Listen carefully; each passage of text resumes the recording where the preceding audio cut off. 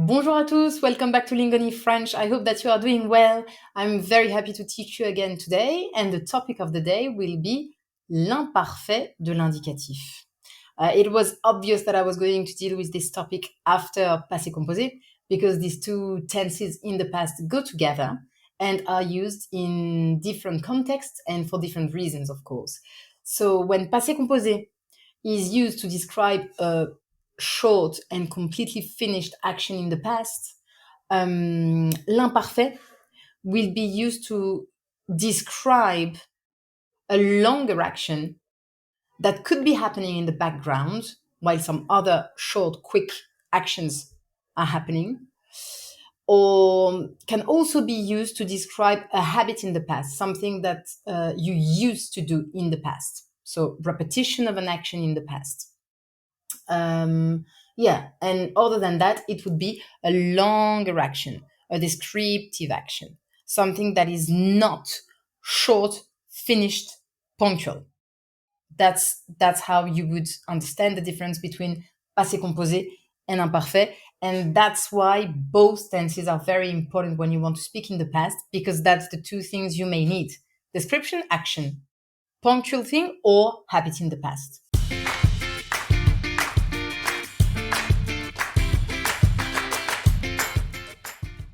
There are a couple of good news about l'imparfait.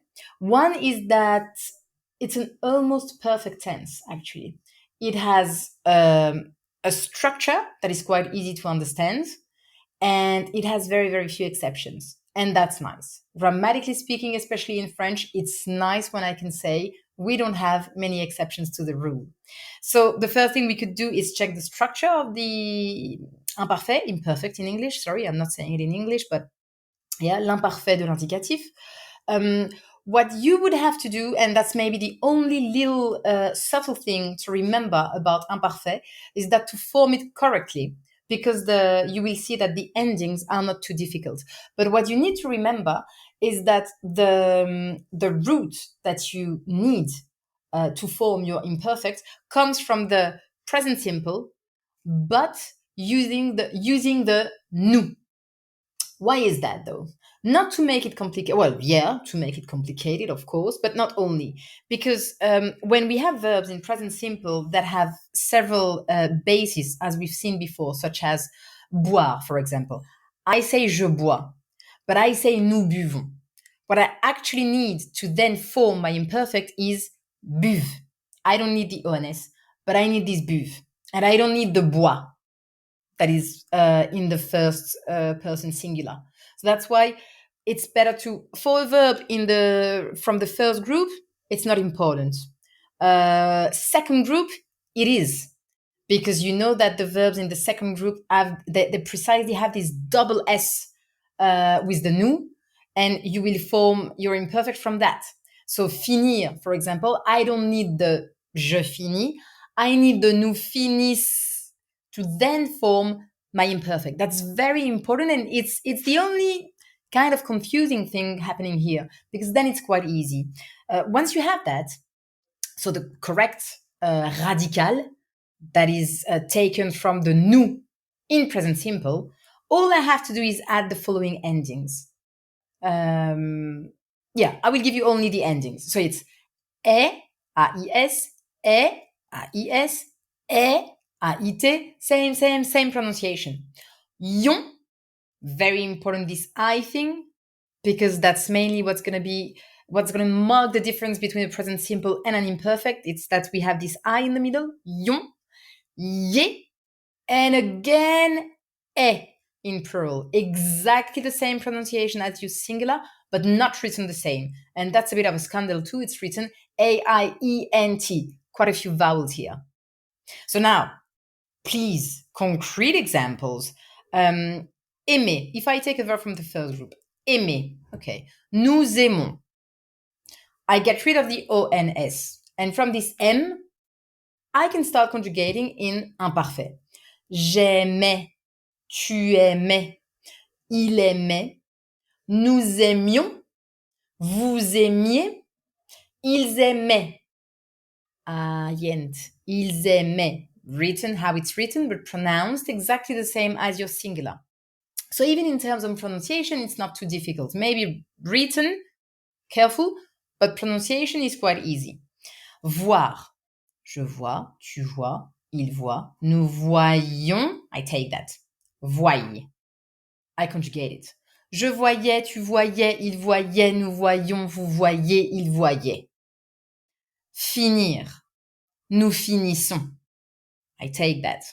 Je finissais, tu finissais, il finissait, nous finissions, vous finissiez, il finissait. Same pronunciation. Allez. Nous allons. J'allais, tu allais, il allait, nous allions, vous alliez, ils allaient. Exception. 1. To be. Être. Nous sommes. I don't need that. I go back to the infinitive. Être. And I kind of form my imperfect from this être. J'étais, tu étais, il était, nous étions, vous étiez, ils étaient. That's the one you need to remember. That's the one that is kind of not regular because you cannot do this gymnastic in your head with the present simple, nous, and then form them. But that's about it. We could go for some sentences maybe. Il aimait beaucoup les animaux.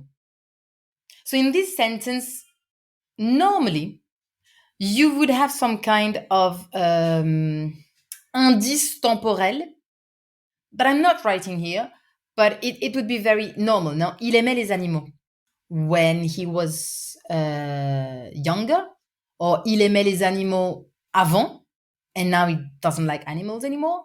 Il aimait les animaux when he was alive, because now I'm talking about someone who's not here any longer. But anyway, and il aimait, absolutely not a short punctual action. No, it's something really that is part of his personality. It's a descriptive information about this person, so it's definitely an imperfect. I also wrote tu fumais trop avant. Tu fumais trop avant. Here I put avant. So clearly now you don't smoke that much. Maybe you don't smoke at all, which is much better for your health. Vous faisiez beaucoup trop de bruit. So maybe I just arrived, I picked up my kids from a birthday party, and I'm a bit ashamed because they were making a lot of noise in there. And I'm like, vous faisiez beaucoup de bruit, beaucoup trop de bruit. Okay, it's not vous avez fait, passé composé, in a very precise moment, you've been way too noisy. No. Like, you were making a lot of noise. Je parlais lentement et ils écoutaient. I think here it's both descriptive and it's describing an action that is not really short. Yeah, so it's description of a pretty long action. Je parlais et ils écoutaient. Which could be in complete opposition with j'ai parlé, ils ont écouté. Touk, touk. I said something, they listened to it, we're done. Je parlais et ils écoutaient has to be something that took a bit longer. Or that I decide to describe to you. Il était petit, mince et toujours bien habillé. Pure description. Il était petit, it can't be something punctual and done and finished and over. No, that was the way he looked like. So il était petit in every single description that is, I'd say, mental or physical. We would have an imperfect, of course. This is pure description. And it's something that can't be happening and then changing. Well, yeah, some things yes. But normally as a description, we would go for imparfait. Elle chantait très mal, mais les enfants aimaient bien. Elle chantait très mal, mais les enfants aimaient bien. Maybe I'm talking about a teacher that some students used to have, and this teacher was a very bad singer, but the kids or the students used to like that a lot. Again, it's not something that I'm describing as a short action. I'm deciding to give like some kind of length to the whole thing. Or again, a descriptive tone to the thing.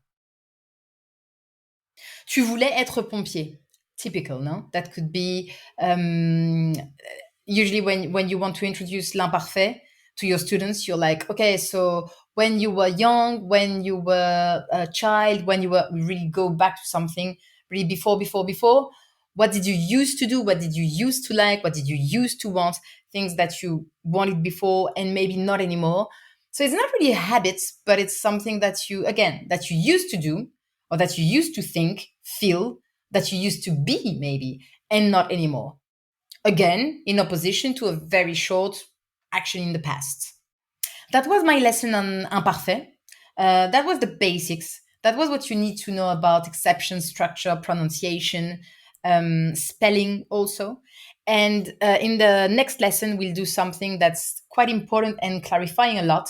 It's putting the two tenses kind of in the same sentence. So we have these typical sentences like when I enter the room, short, punctual, finished action.